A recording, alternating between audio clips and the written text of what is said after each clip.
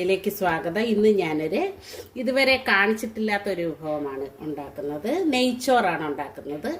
നമ്മുടെ ഇന്നലത്തെ ചിക്കൻ അടിപൊളി ഒരു ചിക്കനായിരുന്നു. അപ്പോൾ ചിക്കൻ കറിയും നമ്മുടെ നെയ്ച്ചോറുമാണ് ഇന്നത്തെ ലഞ്ച്. ഞാൻ കാണിച്ചു തന്നല്ലേ, അണ്ടിപ്പരിപ്പ്, സവാള ഇത് 2 സവാളയാണ് എടുത്തേക്കുന്നത്. ഇത് ഹാഫ് എടുക്കും ഞാൻ. പിന്നെ ഒരല്പം ജാതിപത്രി ഓപ്ഷണലാണ്, വേണമെങ്കിൽ മാത്രം എടുത്താൽ മതി, ഉണ്ടെങ്കിൽ ഇടുക. പട്ട എടുത്തിട്ടുണ്ട്, ഒരു 6-7 ഗ്രാമ്പു എടുത്തിട്ടുണ്ട്, അതുപോലെ തന്നെ ഒരു 5 നമ്മുടെ ഏലക്ക എടുത്തിട്ടുണ്ട്. ഇത്രയാണ് ഇത് വേണ്ടുന്ന സാധനങ്ങൾ. ഇത് എല്ലാവരും ഉണ്ടാക്കുന്നത് നെയ്ച്ചോറ് വെള്ളം വറ്റിച്ചെടുക്കുകയാണ് ചെയ്യുന്നത്. പക്ഷേ ഞാൻ നമ്മുടെ ഷുഗറിൻ്റെ പ്രോബ്ലംസ് കൊണ്ട് ഞാൻ വെള്ളം വറ്റിച്ചെടുക്കുന്നില്ല, ചോറ് വറ്റിച്ചല്ല എടുക്കുന്നത്. അപ്പം ഞാൻ പാൻ അടുപ്പിൽ വെച്ചിട്ടുണ്ട്, നമ്മുടെ കടായി അടുപ്പിൽ വെച്ചിട്ടുണ്ട്. നമുക്കൊരു കാര്യം ചെയ്യാം, ആദ്യം കുറച്ച് നെയ്യ് ഒഴിച്ചിട്ട്, ഇത് വേണമെങ്കിൽ നിങ്ങൾക്ക് വെളിച്ചെണ്ണയിലോ അല്ലെങ്കിൽ നമ്മുടെ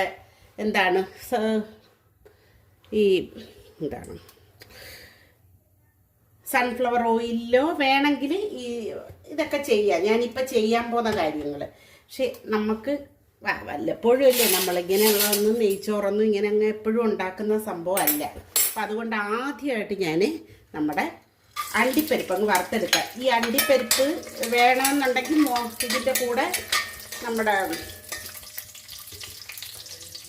അണ്ടിപ്പരിപ്പിൻ്റെ കൂടെ നമ്മുടെ മുന്തിരിങ്ങ വേണമെങ്കിൽ ചേർക്കാം. പക്ഷെ മുന്തിരിങ്ങ എനിക്ക് ഇഷ്ടമേ അല്ല, പായസത്തിൽ പോലും ഇടത്തില്ല, എനിക്കെന്തോ അത് ഇഷ്ടമല്ല. പക്ഷേ അല്ലാതെ വെറുതെ തിന്നുമായിരിക്കാം. പക്ഷേ അല്ലാതെ മേടിച്ചിട്ട് നമ്മൾ വെറുതെ തിന്നും, കഴുകിയിട്ട് അത് വേണമെങ്കിൽ നമുക്കെടുത്ത് തിന്നാം. പക്ഷേ എനിക്കത് പായസത്തിലോ അല്ലെങ്കിൽ പായസത്തിൽ ഇടുന്ന ഒട്ടും ഇഷ്ടമല്ല കേട്ടോ. അപ്പം വേണമെന്നവരതൊക്കെ ചേർത്തോളുക. ഇതൊന്ന് വറുത്തെടുത്തിട്ട് ഈ വെള്ളം നല്ലപോലെ തിളച്ചിട്ട്, നമുക്ക് കരിയുണ്ട് കേട്ടോ, വെള്ളം തിളച്ചിട്ട് ബാക്കി കുറച്ച് കാര്യങ്ങളൊക്കെ അതിനകത്ത് ഇട്ടിട്ട് നമുക്ക് അരി ഒന്ന് വേവിച്ചെടുക്കണം. ഞാൻ ബസ്മതി റൈസാണ് ഇവിടെ നോർമലി ഞാൻ മേടിക്കുന്നത്, ബസ്മതി റൈസാണ്. ഇതങ്ങ് ഒരുപാട് മൂത്ത് പോരുത് അണ്ടിപ്പരിപ്പ്. നിങ്ങൾക്ക് കാണാൻ പറ്റുന്നുണ്ടെന്ന് വിശ്വസിക്കുന്നു ഞാൻ. ഒരുപാടങ്ങ് മൂത്ത് പോവരുത് കേട്ടോ. ഇത് മുട്ട പുഴുങ്ങുന്നുണ്ട് എൻ്റെ ഈ നമ്മുടെ കുക്കറിൻ്റെ അകം അങ്ങനെ ഇരിക്കുന്ന കേട്ടോ. അപ്പം പെട്ടെന്ന് അതൊന്ന് ഞാൻ വറുത്തെടുത്തിട്ടുണ്ട്, ഒരുപാട് മൂപ്പിക്കാതെ ഇരിക്കുമ്പോൾ ഇത് ക്രിസ്പി ആയിക്കോളും കേട്ടോ. അപ്പം അങ്ങനെ ഒന്ന് വറുത്തെടുക്കുക. എന്നിട്ട് ഇതിൽ ഈ നെയ്ച്ചോറിനകത്ത് ഇഞ്ചി വെളുത്തുള്ളിയൊക്കെ വേണമെങ്കിൽ നിങ്ങൾക്ക് ചതച്ചിടാം, ഈവൻ പച്ചമുളകും ഒക്കെ നിങ്ങൾക്ക് ചതച്ചിടാം കേട്ടോ. ഇനി എടുക്കുന്നത് ഇതിൻ്റെ ഹാഫ് ഞാൻ ഒന്ന് ഫ്രൈ ചെയ്തെടുക്കാൻ പോവാണേ.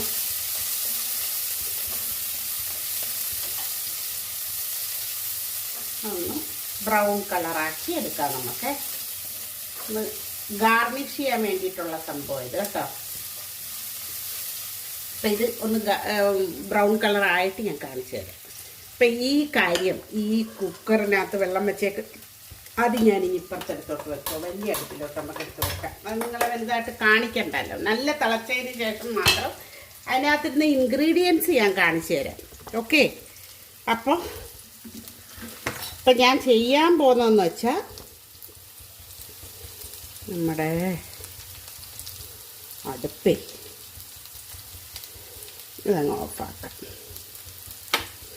ഒരുവിധം നിങ്ങൾക്ക് കാണാൻ വേണ്ടിയിട്ടാണ് ഞാൻ ഇതിങ്ങോട്ട് വലിയ അടുപ്പിലോട്ട് വെച്ചത്. ഒന്ന് മൂപ്പിച്ചെടുക്കണേ. അപ്പോൾ അതായതിന് ശേഷം ഞാൻ കാണിച്ചു തരാം. എന്താ ഇവിടെ നിങ്ങൾക്ക് എല്ലാവർക്കും അറിയാമല്ലോ, ഇവിടെ അധികം അംഗങ്ങളില്ല. നമ്മൾ 2 പേർക്ക് ഉച്ചയ്ക്ക് കഴിക്കാനുള്ള ഒരു ഗ്ലാസ് അരിയാണ് ഞാൻ എടുത്തേക്കുന്നത് കേട്ടോ. നമ്മളിച്ചിരി അരി മേടിച്ച് വെച്ചിരുന്ന ഇതുപോലെ പെട്ടെന്നൊക്കെ ഒന്ന് ഉണ്ടാക്കണമെങ്കിൽ നല്ല ചിക്കനായിരുന്നു. നിങ്ങളൊന്ന് കണ്ടു നോക്കണം എൻ്റെ ചിക്കൻ കറിയെ. നമ്മുടെ തേങ്ങ ചുട്ടരച്ച ചിക്കൻ കറിയായിരുന്നത് കേട്ടോ. പിന്നെ ആ ചിക്കൻ കറി വെറും ഡ്രൈ ആയിട്ട് വെക്കാം. നമ്മൾ ഇന്നലെ പുട്ടാണ് ഉണ്ടാക്കിയത്, അപ്പോൾ അതുകൊണ്ടാണ് നമ്മൾ പുട്ടിൻ്റെ കൂടെ ചാറോടുകൂടി ഉണ്ടാക്കിയത്. അങ്ങനെ ഉണ്ടാക്കാം. പക്ഷേ അത് വെറും ഡ്രൈ, ചുമ്മാ പറക്കി തിന്നുന്ന രീതിയിൽ അത് ഉണ്ടാക്കാം കേട്ടോ. അത് നന്നായിരിക്കും കേട്ടോ. ഇതും നല്ലതായിരുന്നു. ഇപ്പോൾ എളുപ്പം എളുപ്പമൊന്ന് മൂപ്പിച്ചെടുക്കാം. പിന്നെ ബാക്കി കാര്യങ്ങളില്ല.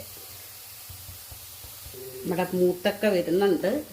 കുറച്ചും കൂടെ ഒന്ന് കളറൊന്നായിട്ട് ഇത് ഗാർണിഷ് ചെയ്യാൻ വേണ്ടിയിട്ടുള്ള, മറ്റേത് അല്ലാതെ വഴറ്റി ചേർക്കാനുള്ളതാണ്. ഇത് അണ്ടിപ്പരിപ്പിൻ്റെ കൂടെ നമുക്ക് ഗാർണിഷ് ചെയ്യാനെടുക്കാം.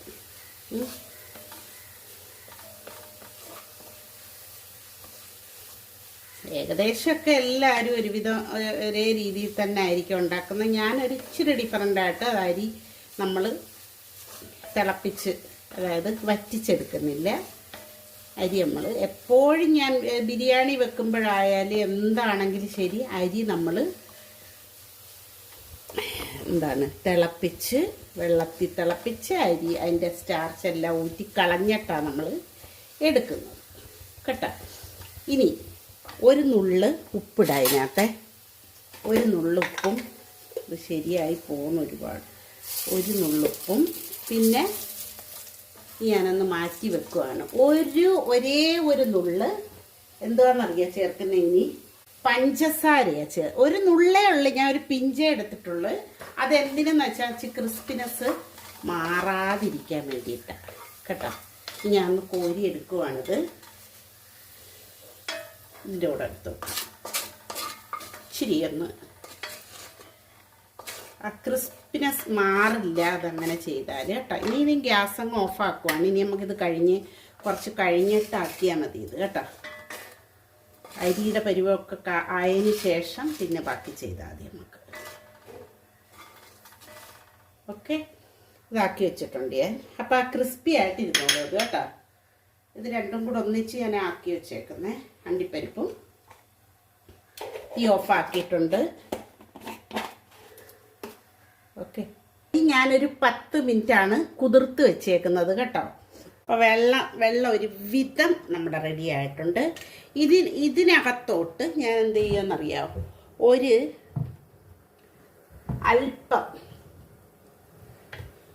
ഒരല്പം പട്ട മാത്രം ഇട്ട് കൊടുക്കുക. എന്തിനാണെന്നറിയാതെ ആ സ്മെല്ലൊക്കെ അതിനകത്തൊന്ന് ചോറിനകത്തൊക്കെ ഒന്ന് പിടിക്കാൻ അല്പം മാത്രം. ഒരു 2-3 അല്ലി നമ്മുടെ കുരുമുളകും കൂടെ ഇട്ട് കൊടുത്തേക്കാം കേട്ടോ. ഈ 2 സാധനങ്ങളാണ് അതിനകത്ത് ഞാൻ ചേർക്കുന്നത്, വേറെ ഒന്നുമില്ല. 2-3 കുരുമുളകൊക്കെ എല്ലാം ചേർക്കുമെന്ന് എനിക്കറിയത്തില്ല. ഓക്കെ, ഞാനിപ്പോൾ ചേർക്കുന്നു. അപ്പോൾ ഇതൊന്ന് തിളച്ചിട്ടുണ്ട്. ഇനി നമുക്ക് എന്ത് ചെയ്യാമെന്നറിയാമോ, നമ്മൾ വെള്ളത്തിൽ ഇട്ട് വെച്ചേക്കുന്ന അരി കണ്ട, അതിട്ട് കൊടുത്ത് എന്നിട്ടൊന്ന് ഇളക്കണം കേട്ടോ. നന്നായിട്ട് ഇളക്കണം. ഇനി വളരെ ശ്രദ്ധിച്ച് വേണം ഇത് ചെയ്യേണ്ടുന്നത്. നമുക്ക് അരി ഒന്ന് പതുക്കെ ഇളക്കി കൊടുത്ത്, അരിയിൽ സാധാരണ നമ്മൾ അരി വേവിക്കുമ്പോൾ ഉപ്പൊക്കെ പതുക്കെ ഇടുന്നു, പക്ഷേ ഇതിനകത്ത് ഇപ്പോഴേ ഇടും. ഇനി ചെയ്യുന്നത് കേട്ടോ, ഇനി ഞാൻ ചെയ്യുന്നത് എന്താണെന്നറിയാം, ഒരല്പം നെയ്യും കൂടെ ഒഴിച്ചു കൊടുക്കുക. അത് നെയ്യ് ഒഴിക്കുന്നതെന്ന് വെച്ചാൽ വെന്ത് വരുമ്പം അല്പമേ ഒഴിച്ചോളൂ കേട്ടോ. വെന്ത് വരുമ്പം ഈ ചോറിൻ്റെ അകത്തൊക്കെ ചോറ് നല്ലപോലെ കുഴഞ്ഞു പോകാതിരിക്കാനാണ് കേട്ടോ. ഈ അരി അല്ലെങ്കിലും കുഴയത്തില്ല കേട്ടോ. ഇപ്പോൾ അങ്ങനെ വേവും ഇത് കുതിർത്ത് വെച്ചാലേ, വേറെ അരികളൊക്കെ ആണെങ്കിൽ പെട്ടെന്ന് പൊടിഞ്ഞു പോകും കേട്ടോ. പക്ഷേ ബസ്മതി റൈസിന് മാത്രം അങ്ങനെ ഇതൊരു പ്രൊമോഷനൊന്നും അല്ല, എന്നെ ആരും സമീപിച്ചിട്ടൊന്നുമില്ല. പക്ഷേ ഞാൻ വർഷങ്ങളായിട്ട്, വളരെ വളരെ വളരെ വർഷങ്ങളായിട്ട് ബസ്മതി റൈസ് തന്നെയാണ് ഞാൻ ഉപയോഗിക്കുന്നത്. അതുകൊണ്ടാണ് എനിക്ക് നന്നായിട്ട് അറിയാവുന്നത്. ഇതിനൊരു കാര്യം ഉള്ളതെന്ന് വെച്ചാൽ നമ്മൾ വെള്ളത്തിൽ കുതിർത്ത് വെച്ചിരുന്നാലും ഒരു കുഴപ്പവും ഉണ്ടാകത്തില്ല. ഇളക്കുകയോ ഒടിക്കുകയോ ഒന്നും ചെയ്താലും ഒരു കുഴപ്പമുണ്ടാകത്തില്ല. പിന്നെ പരസ്പരം ഒട്ടാതിരിക്കാൻ വേണ്ടിയിട്ട് മാത്രമാണ് ഞാൻ ആ ഒരു നുള്ള് നെയ്യ് ഒഴിച്ചത് കേട്ടോ.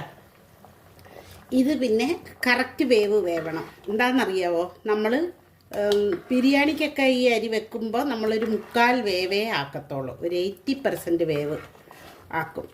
ബാക്കി നമ്മൾ വേവുന്നതെന്ന് വെച്ചാൽ ദമ്മിടുമ്പോൾ അടച്ച് വെക്കത്തില്ലേ, അതിലേ അങ്ങ് വെന്ത് കിട്ടും. പക്ഷേ ഇതിനങ്ങനെയല്ല, ആവശ്യത്തിന് വേവണം. മനസ്സിലായോ?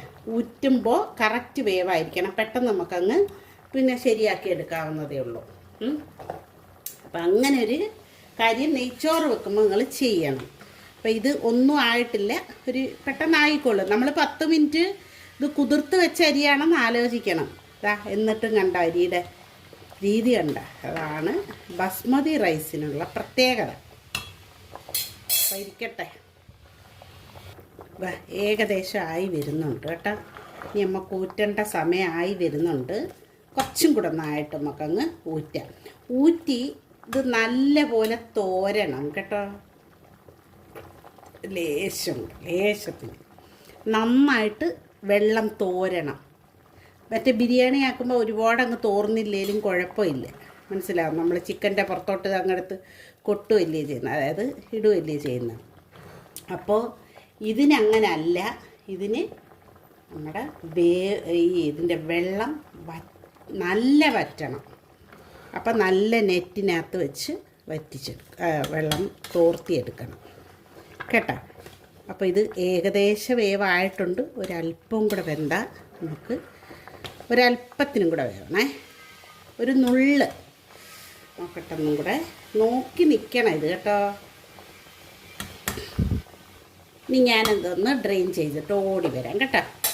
നല്ലതായിട്ട് ഊറ്റി വെച്ചിട്ടുണ്ട്. ഇനി എൻ്റെ പരിപാടി എന്ന് പറഞ്ഞാൽ നമുക്കടുത്തത് ചെയ്യേണ്ടതെന്ന് വെച്ചാൽ നമ്മുടെ ഇതടുപ്പിലുണ്ടല്ലോ, തീ ഓണാക്കി കൊടുക്കാം. ഗ്യാസേ ഓണാക്കി കൊടുത്തിട്ട് ഇനിയാണ് നമ്മുടെ പരിപാടി തുടങ്ങുന്നത്, ബാക്കി പരിപാടി തുടങ്ങുന്നത്. അപ്പം ഞാൻ ചിക്കൻ എടുത്ത് ചൂടാക്കി വെച്ചിട്ടുണ്ട്. നമ്മുടെ കുറച്ച് നെയ്യ് ഒഴിച്ചു കൊടുക്കാം. നെയ്ച്ചോറെന്ന് പറഞ്ഞാൽ നെയ്യുണ്ട്, എല്ലാവരും അത് മനസ്സിലാക്കണേ. നെയ്യാണല്ലോ എൻ്റെ പ്രധാനപ്പെട്ട സംഭവം എന്ന് പറയുന്നത്. അപ്പോൾ ഒന്ന് ചൂടാവട്ടെ. ചൂടാകുമ്പോൾ നമുക്ക് നമ്മുടെ ബാക്കി ഐറ്റംസ് എല്ലാം ഇട്ട് കൊടുക്കാം. ഇതിലുള്ള നമ്മുടെ ഏലക്കല്ലി ഒന്ന് ഇങ്ങനെ ഒന്ന് പൊട്ടിച്ചിട്ടാണേ, അപ്പോഴേ അതിൻ്റെ ഫ്ലേവറൊക്കെ ഇറങ്ങത്തുള്ളൂ കേട്ടോ.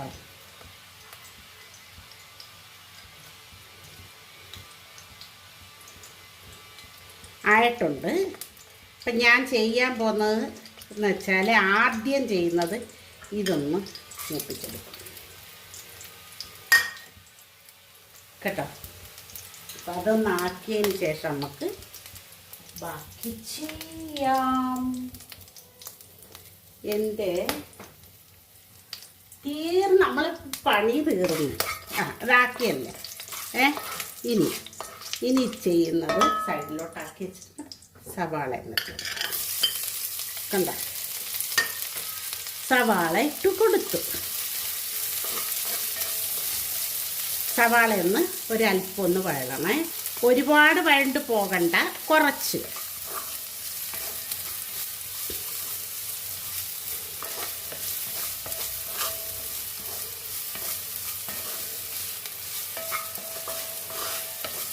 അതാണ് നമ്മുടെ പരിപാടി, വേറെ അധികം ഒരു പരിപാടിയില്ല കേട്ടോ.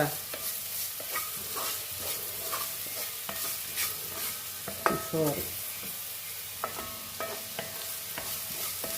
ഒന്ന് വാടണം, വാടുകയല്ല വാടുക തന്നെ കറക്റ്റ്, അത് തന്നെയാണ്.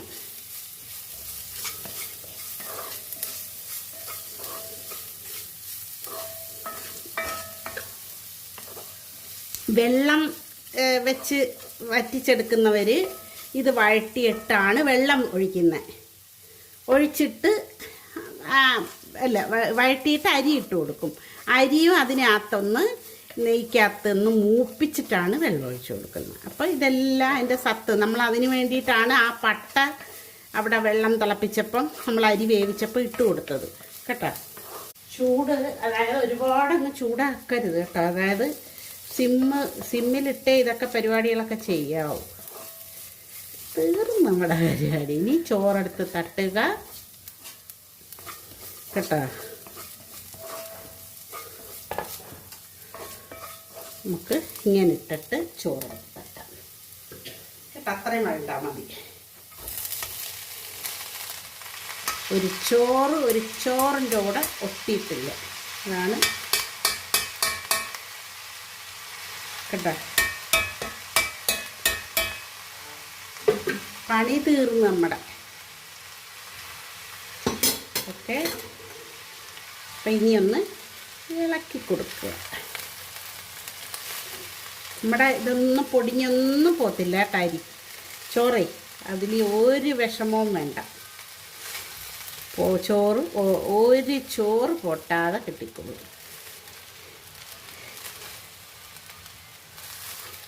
അപ്പം നമ്മൾ ഇനി ഇതിനെ ഈ അരി ഇത് ഉണ്ടായാൻ പറഞ്ഞില്ലേ, വെള്ളം മൊത്തം വറ്റിക്കണം എടുത്ത് കേട്ടോ. വെള്ളം മൊത്തം ഡ്രൈ ആയതിനു ശേഷം ഇനി ഒരു നുള്ള് നമുക്ക് ഒന്ന് നമ്മുടെ നെയ്യ് ഒഴിച്ചിട്ട് ഇതിനെ ഒന്ന് അടച്ച് വെക്കാം.